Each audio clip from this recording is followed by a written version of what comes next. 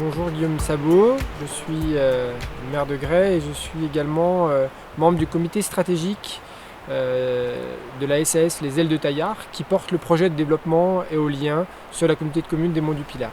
L'émergence de ce projet, c'est au départ une réflexion sur le projet de territoire de la communauté de communes avec plusieurs axes dont les économies d'énergie et également aussi promouvoir les énergies renouvelables. L'objectif principal, c'est d'être plus vertueux sur notre territoire, c'est d'être producteur d'électricité pour répondre aux besoins de notre territoire et de devenir un territoire à énergie positive.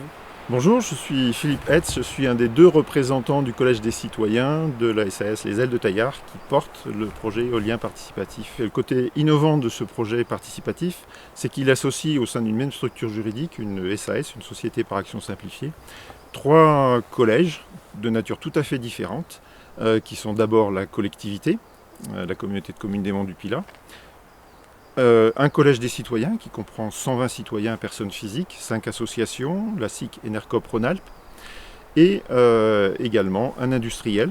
Voilà, et nous avons donc choisi la société Cadran, qui est spécialiste du développement et de l'exploitation des énergies renouvelables. Ils ne font que de l'énergie renouvelable.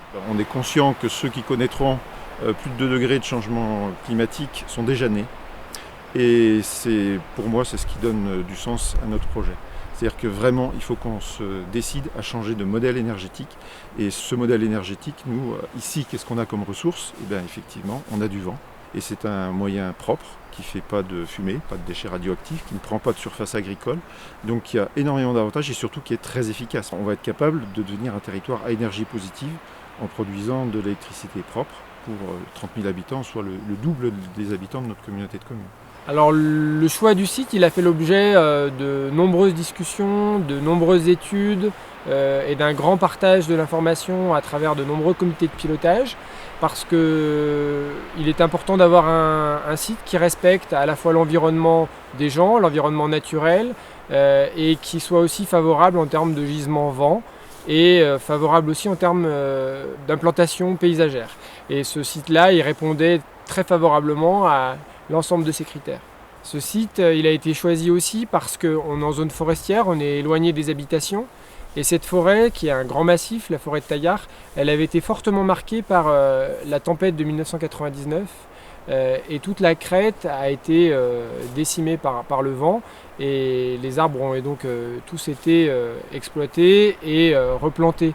Donc on est sur une zone naturelle mais très perturbée par l'activité humaine du coup qui a suivi cette tempête. Et on a fait aussi le choix d'implanter nos éoliennes dans ces secteurs-là, ce qui nous permet d'être très peu impactants sur la forêt naturelle et mature.